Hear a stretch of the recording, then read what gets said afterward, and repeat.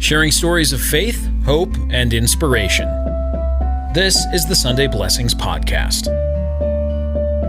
Hello and welcome to this KLCE Class E97 Sunday Blessings Podcast. I'm Jay Hidebrandt, and my guest today is James Dunne, who has recently completed a masterwork of musical genius, I think, called Passionate Testimonies of Christ. It's several songs which are testimonies of Christ taken straight out of the Scriptures. So, James, welcome. Thank you for joining us today. Well, thank you, Jay. It's a pleasure to be here. Before we get into your music, we'd like to get to know you a little better. Can you give us kind of a brief bio of your life and your background? Okay. Well, I think it started with the piano bench. My mother, as soon as she could sit me up there on the piano bench, started playing duets. And the most important thing she taught me was the most important word in playing the piano was play. So she made it fun, and that's always worked for me. And then later, I got into playing with bands and stuff in high school and into college, and creating music. And I suppose that's essentially the essence of the spirit of it. Okay, so you've loved music, and it's not only been a work and a study, but it's been fun and something that you've really enjoyed doing. It's a passion, I suppose, would be the right word, huh? Yes, I've always defined it as my creative outlet. Okay.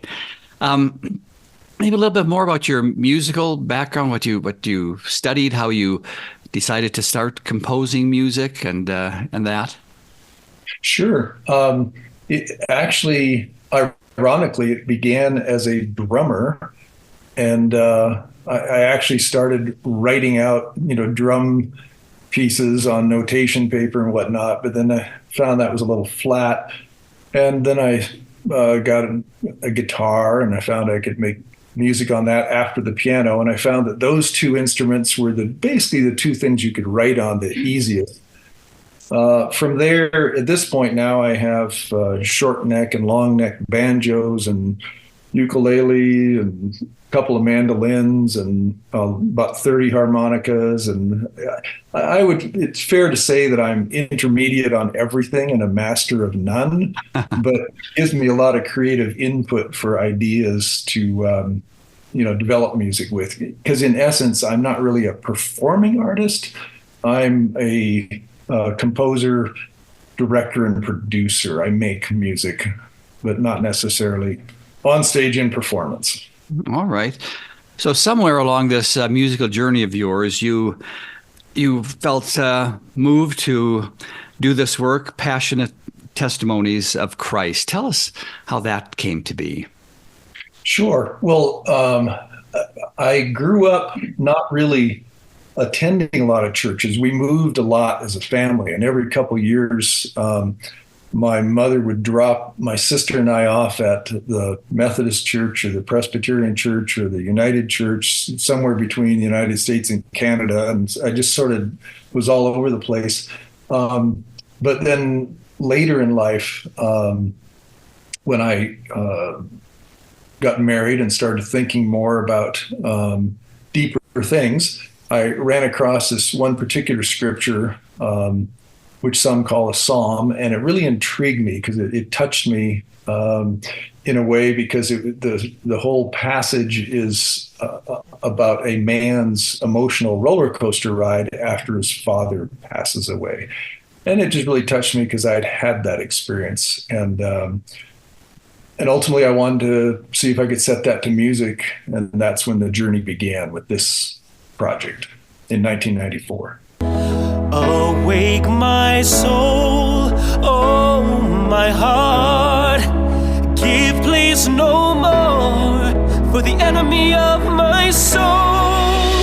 Rejoice my soul, cry unto the Lord, say, oh, I will praise thee, oh, I will praise thee. Oh. Well, that's been a long time coming, and this says, what year did you finally complete this? Well, it depends on how you define complete. I had about, once I found the pattern, to not write about these things, but to actually pull the words directly from the scriptures. And I figured out the methodology for downloading those and peeling things out and yet not changing the message, etc. After I'd done about 6 or 8 or so, then I got caught up in raising a family with 4 children and work and everything else, and it kind of all slowed down a bit. But then about 2014, I realized that I needed to make this happen. So I got back into it, got myself some of my own recording equipment to make some good demos with, and learned the process. And so ultimately, I got a first draft of 23 songs done and published by 2019. Okay, so and eventually you got together some really good artists also to record it. But before we get to that, I want to talk a little bit more about the content. Normally, when I talk with composers, I say, well, what came first, the words or the music, and how did you get inspired, to do these words? But the words were inspired directly from scriptures. So you didn't have to figure that out on your own. But then how about the melodies, the music itself? How did that come to be? Was that, and as I listen to this, I don't know exactly what style you would call it, but tell me about that. Sure, that's a great question, Jay. You're absolutely right. The lyrics were there, but the trick with the lyrics was to, if you will, pull out essentially a poem, a lyric from a considerable mass of scripture sometimes. Sometimes I was lucky enough, it was all within just a few verses, but sometimes it was scattered through, 15 pages. And yet I had the pairing process while retaining some continuity and to make a cohesive message of what was intended was the trick there. Then as far as the music went, what I would try to do is once I had the story in the lyric form, I really thought a lot and pondered about the setting. What did I know about where it was? What did I know about what was going on before it, after it, during it, etc. And I would try to picture, for example, one case I pictured the person just leaning back against a tree, looking up through the foliage into the sky and seeing clouds, slowly going by, and out comes, "Oh, that I were an angel and could have the wish of my heart." Someone just thinking they just wish they could wave a magic wand and make everything right. Oh, that I were an angel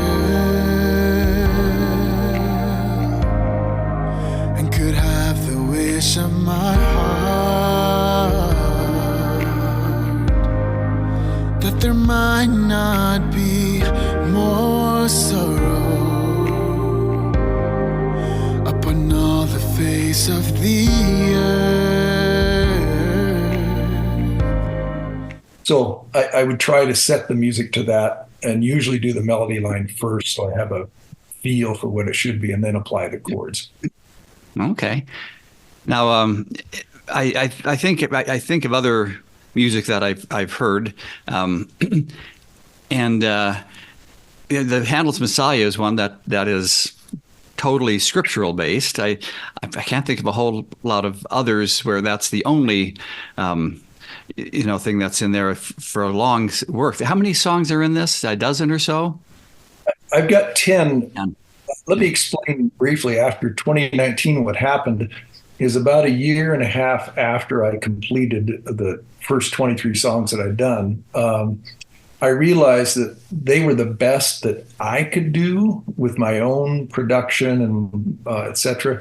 But I just did not think they were good enough to be worthy of the source, the scriptures. And so that was when I happened to coincidentally move here to Cedar City, Utah, and I had access to some people and some very fine studio and talent and vocalists and whatnot. So I decided to re-record 10 of the 23 And at that point, to touch on another question you asked, decided to change it from kind of a 70s, if you will, folk kind of tune. They were never tone, I should say. They were never hymn-like. Okay, they were always meant to be a little more melodic. Well, I shouldn't say that. They were always meant to be for just enjoyable listening, great commuting music, if you will.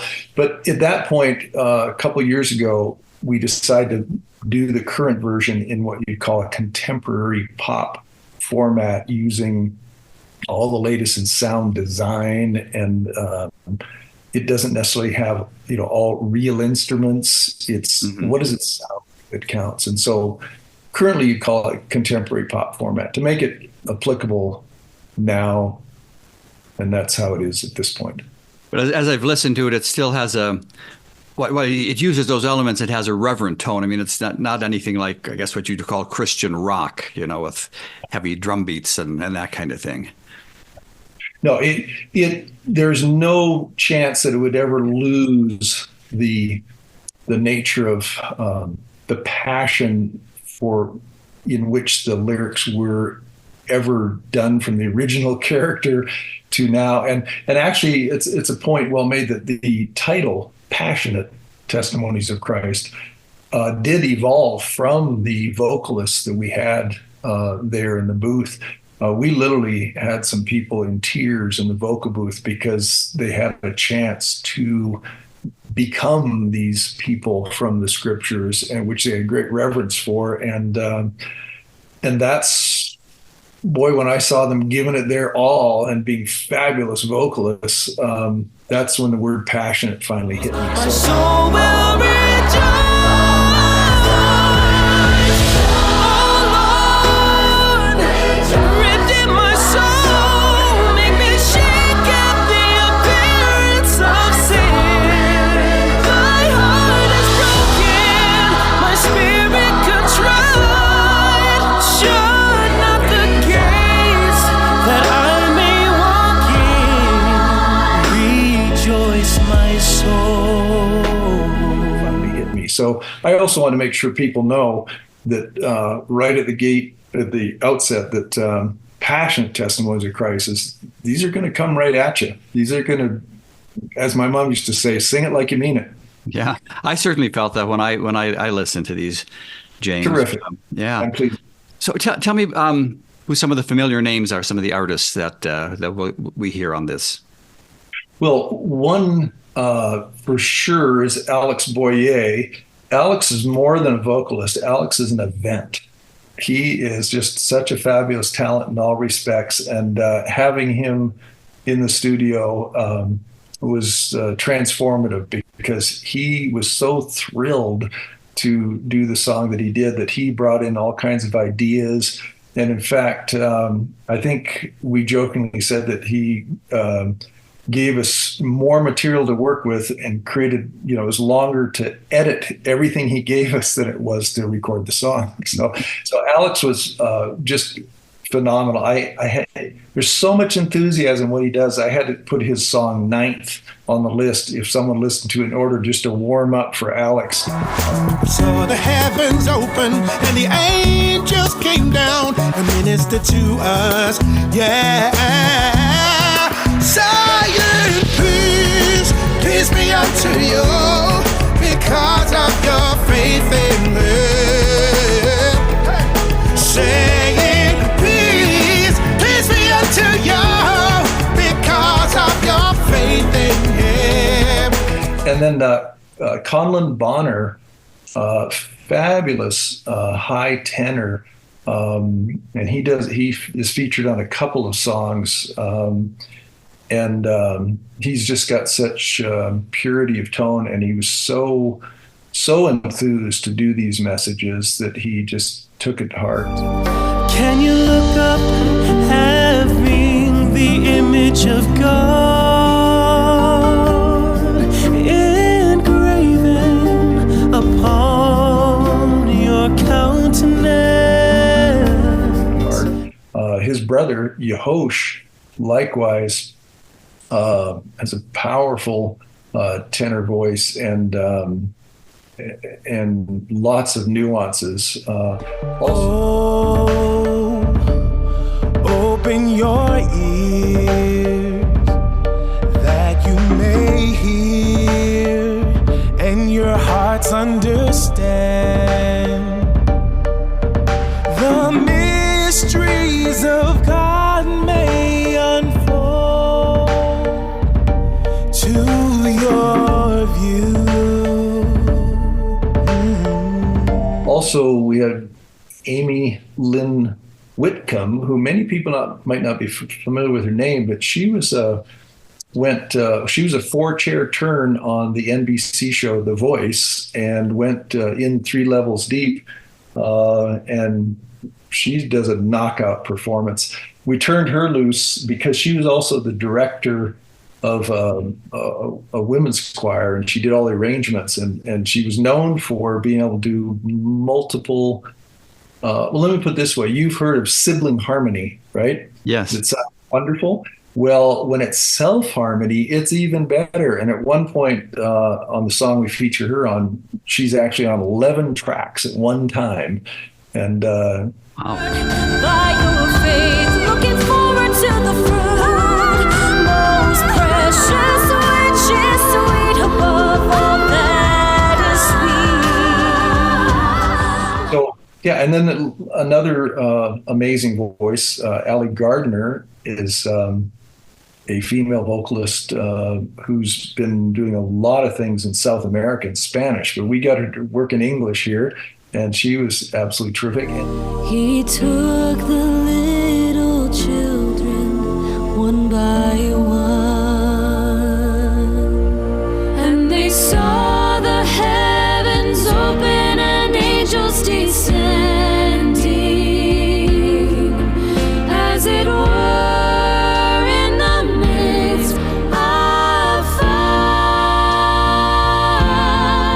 And then truly an unknown for the most part was a young man from Chile, Yafet Bustos, who I ran across seeing him keeping up with David Archuleta in a duet. And I thought, I can't afford David Archuleta, but this young man, amazing. So, and he brought just some phenomenal tones as well. Then do I remember what the Lord has done for me?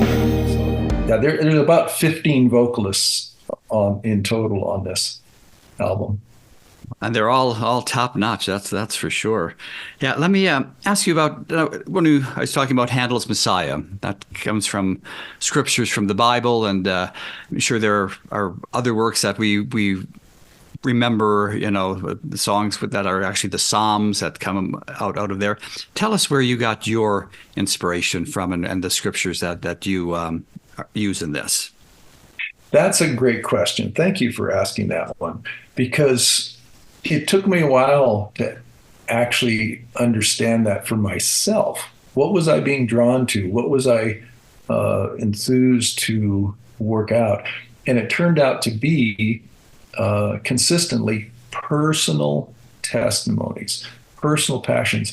If it was Shakespeare, you'd call it the soliloquies.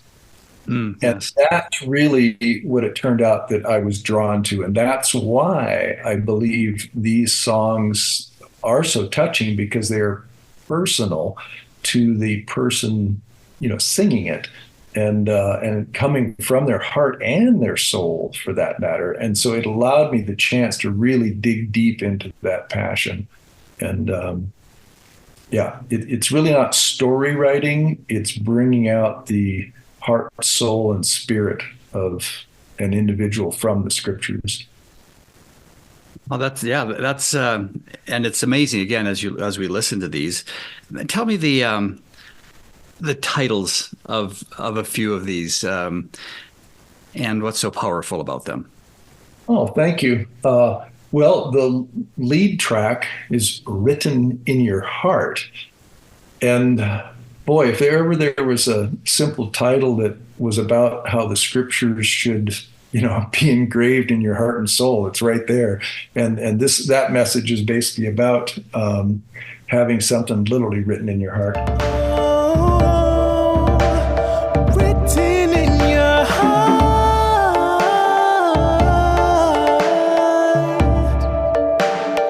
Written in your heart. Another one, Nourish the Word, is about, obviously the Word being the scriptures and the gospel, the words of Christ, and how you have to nourish those. You can't just read them. You need to do things to bring those out. Nourish the word by your faith, looking forward to the fruit, most precious, which is sweet above all that is sweet. One of my favorites is the last track, Can You Feel So Now? And I deliberately realized quickly that even though it was the first one recorded, I knew that would be the last song, as I call it, the closer, because after you've listened to everything else, if you listen to it in order, the last song is Can You Feel So Now? And literally it gets down to the last line. I asked Conlon to just have it be feel so now, almost like a directive. So. If you have experienced a change of heart, and if you have felt to sing the song of love, I would ask, can you feel so now? Can you feel so?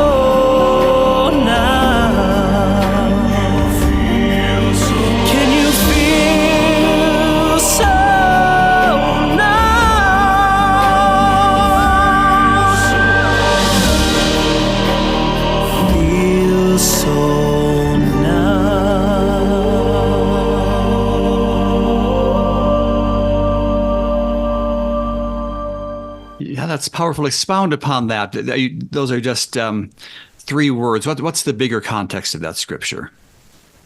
Of the Can You Feel So Now? Yeah.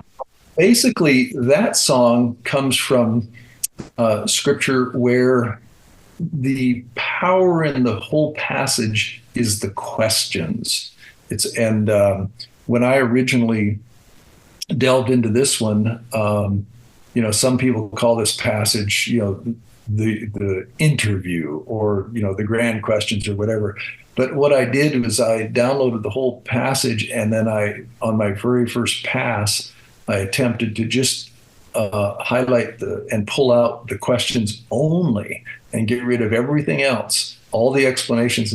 And to my surprise, I found that when I just lined up the questions, it essentially told the whole story. It didn't need it's just one question after the other for the entire song, including Can You Feel So Now, which means if, you have felt touched in your heart, or something like that, can you feel so now?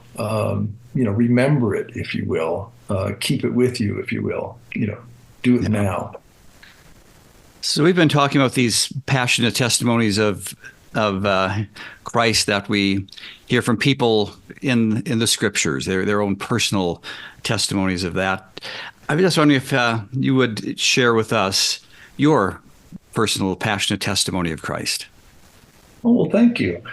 I am what some people call a convert, in the sense that I grew up, as I mentioned, just being dropped off at all kinds of different churches through my childhood, but really had no understanding. I went into college as a truth seeker. It began to hit me. I wanted to know what was true, but I didn't have the foggiest idea. So I started off looking in psychology, thinking that would be about the mind.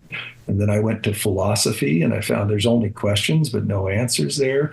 Then I realized somehow it needed to tie into something deeper and more long lasting. So I went into anthropology. And I realized, well, that was about bones. What about people? So then I went into cultural anthropology. And, but ultimately, all of those things left me nowhere. Ironically, I then met someone who I could tell seemed to be tethered to like a center. No matter what was going on, they always seemed to have a perspective on things. And so finally I asked them, what is it? And it turned out to be religion. And from my math science kind of background, I was like, well, the truth can't be in religion. It's funny when I look back on that now. Yeah. But I had told myself after my frustrations with psychology and philosophy and all that, if I could just find something that went 3 levels deep, I would buy into it.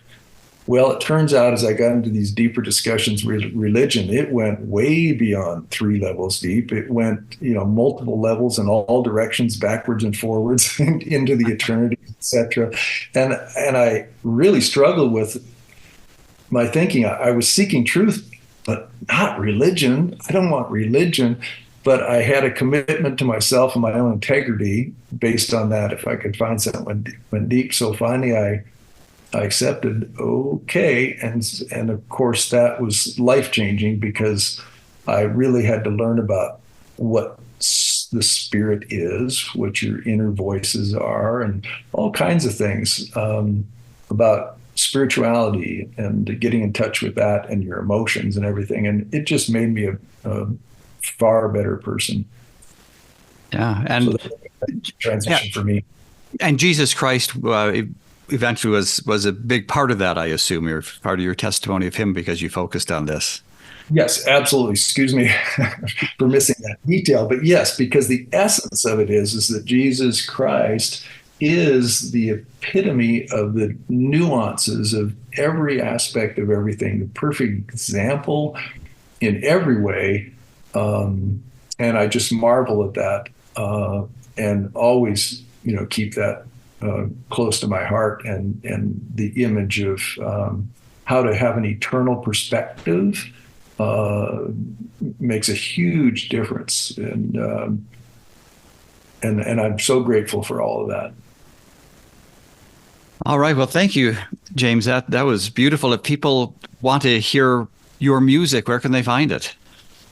Essentially, it's streaming on, I think, every major platform. It's all quite new, so it's kind of hidden under there. Whatever streaming platform people use, whether it be Apple or Spotify or whatever, if they search Passionate Testimonies of Christ and add James Dunne, it will take them right to it. If you don't add my name, you might be hunting for a while because Passionate and Testimonies of Christ, there's a fair clutter. But Passionate Testimonies of Christ, James Dunne, I think will take you right to it on any platform. And it's Dunne. The E is silent. Correct. All right. I was really moved and touched by it when I first heard it, like I hadn't been in a long time with when it comes to music. So thank you so much for creating that. It was a labor of love for you, and hopefully it can be inspiring and moving and touching to other people as well. Well, again, thank you, James, for joining us today. We look forward to enjoying your music for years to come. This is Classy 97's Sunday Blessings podcast. I'm Jay Hidebrandt, and thank you for joining us listening today.